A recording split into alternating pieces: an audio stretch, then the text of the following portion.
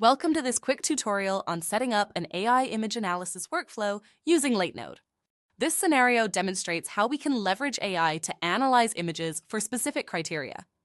Let's walk through the setup. First, we have a trigger node that initiates our workflow.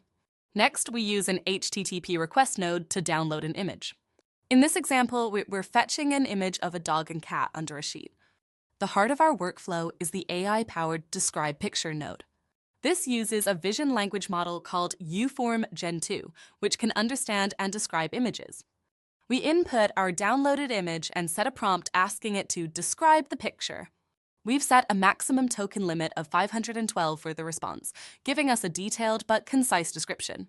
Let's check the result. A golden retriever is lying down under a white blanket with its head and paws visible.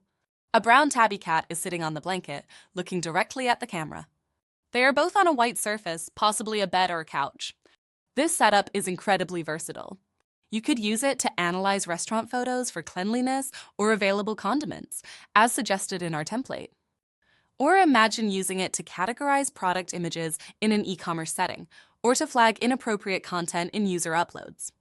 The possibilities are vast, from assisting visually impaired users to automating content moderation.